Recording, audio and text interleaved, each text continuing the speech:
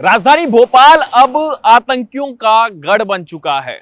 ऐसा हम क्यों कह रहे हैं? क्योंकि पिछले कुछ महीनों में जो घटनाएं आई हैं, जो लोग अवैध गतिविधियों में गिरफ्तार हुए हैं, वो इस बात की गवाही दे रहा है कि सबसे सेफ स्थान अब आतंकियों के लिए या फिर उनके पनाहगारों के लिए भोपाल बन चुका है।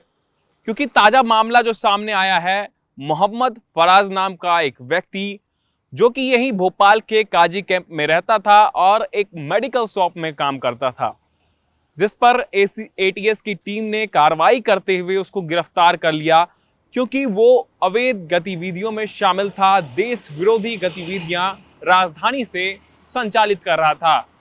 दरअसल जब एटीएस की टीम ने मोहम्मद फराज को गिरफ्तार किया और उस दौरान उसके मोबाइल फोन को जब्त किया, तब एटीएस की टीम को बहुत सारी चीजें ऐसी मिली जो कि देश विरोधी थी।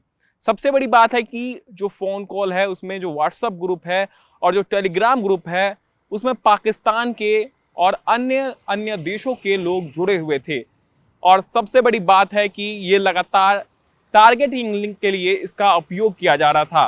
पाकिस्तान के जो अलग अलग संगठन है, जो कि आतंकवादी संगठन है, उनके साथ ये मिलकर के काम कर रहा था और आने वाले कुछ ही समय में ये अफगानिस्तान में ट्रेनिंग के लिए जाने वाला था। दरअसल एटीएस की टीम को प्रारंभिक जांच में ये चीज़ें सामने आई है कि इसके साथ कई सारे साथी और भी हो सकते हैं जो कि इस पूरे मामले में सम्मिलित थे।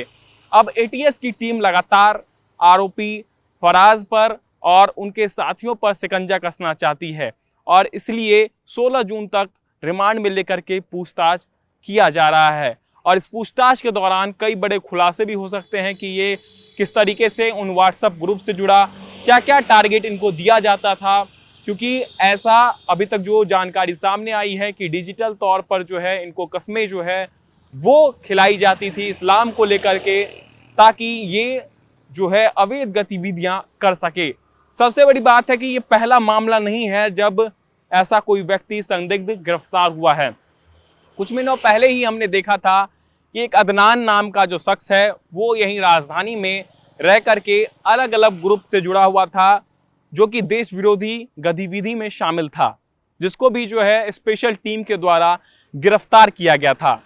इससे पहले भी राजधानी भोपाल की बात करें तो जो ईरानी डेरा है, काजी कैंप है, ये ऐसे स्थान हैं जहां पर सबसे सेफ तरीके से आतंकवादी गतिविधियों में शामिल रहने वाले लोग पहुंचते हैं और उनको पनाह भी दिया जाता है। अब सबसे बड़ी बात है कि एटीएस की कार्रवाई की गई है और लगातार एटीएस की टीम जो है इनके पूरे नेटवर्क को खंगालने की कोशिश कर रही है। एटीएस की टीम को ये जानकारी मिली थी कि यहाँ पर जो भोपाल का काजी कैंप है वहाँ पर फराज जो है वो अलग अलग साथियों से जो कि पाकिस्तान के हैं उनसे संवाद कर रहा था। टेलीग्राम ग्रुप्स के जरिए जो है भारत के अलग अलग लोकेशन को भेजने का काम करता था और यूपी का एक और साथी इनके साथ में मिल करके काम करता था, जिसको पुलिस ने जो है गिरफ्तार कर लिया है। अब लगातार इस पूरे मामले की बात करें तो अलग अलग एंगल से जांच की जा रही है। वहीं बीएनएस की अलग अलग धाराओं के तहत कार्रवाई की गई है, जिसमें कि देश विरोधी जो धाराएं हैं उसके ऊपर भी जो है कार्रवाई की गई है। अब सबसे बड़ी बात है कि जिस तरीके से आरोपी फराज को पकड़ा गया है उससे कई सारी जानकारियां जुटाई जा रही है, क्योंकि ये देश विरोधी जानकारी जो है वो पाकिस्तान तक पहुंचाने का काम करता था और टारगेट किलिंग के लिए जो है इसका इस्तेमाल दूसरे देश के जो आतंकवादी संगठन है वो किया करते थे।